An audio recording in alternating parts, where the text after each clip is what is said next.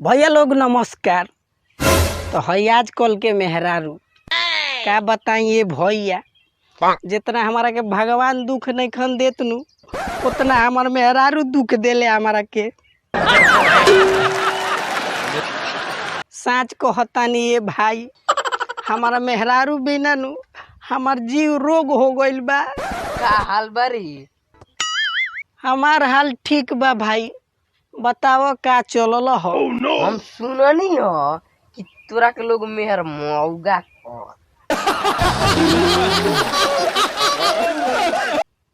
ई कौन सारवा कहता रे कि हम मेहर मौगा हई? पूरा गांव भर के लोग, पूरा गांव में हाला बा। तब ते जान जो भाई वाह, का लोग हमारा के देख के जरेला, यही से हमारा के मेहर मौगा कहता। अच्छा ओइसन बात बा।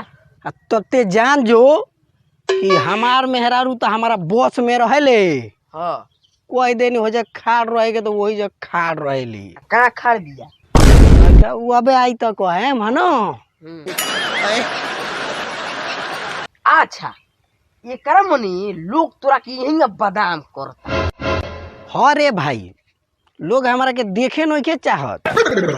का बताई तोरा से, हमारा मेहरारू नियर कहीं मेहरारू नहीं खे।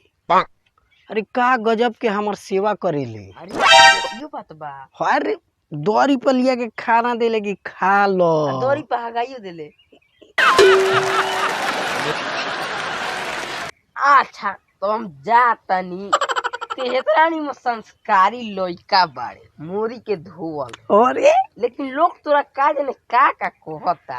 हो अब का करबे रे भाईवा, चल ठीक बा जोते। और जातनी। अरे बाप रे बाप, ये भैया लोग, ये तो हमार चर्चा पूरा गांव में होता वे। एकदम सही बताओ तनी भैया लोग, अपना मेहरारू से हम डेरानी ना, बोलेली तो मरबो करेनी। हम मेहर मौगा थोड़ी हई कि अपना मेहरारू से डेरा जाएम। हैं का करतनी जी? आ गइलू का हो? नहीं हे जब बैठा रहनी हो। आहू बर्तनवा के धोई? बर्तनवा बाकी बा। नहीं तो ठीक बा, हम जानी नु तो धो देनी बर्तन। के धोई तेरे बाप।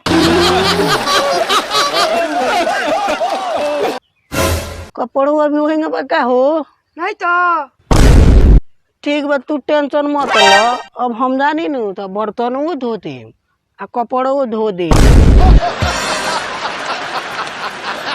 ई बताओ तू खाना खा ले बाड़ू? हाँ हम खा ले बानी। तो ठीक बा, जा तू सूत, ना तो तारा गैस बन जाई। हम जातानी बर्तन आ कपड़ा धो दे। ठीक बा हम जातनी, आ जल्दी से धो चल जाए। जा ना, हम धो देतानी, तू जा। ठीक जा। मुँह ना मारो ऐसन मेहरारू के भाई, यही के लोग हमारा के कहते कि हम मेहर मौगा होई। तो अब का करी, चल तनी बर्तन धोवे।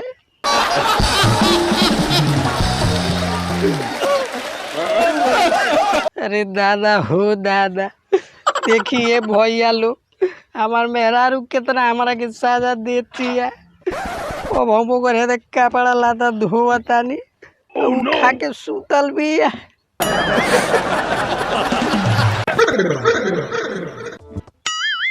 काजी खाली कपड़वा धोतनी? तब तहरा का लागत बैठल बानी, एक गाला धोइले बड़ी तो धोते न बानी। अबे इहे नहीं खेत होवे के, अबे बर्तनवा बाकी बा। हाँ तो धो लेनी तो बर्तन वो जाके धो ले।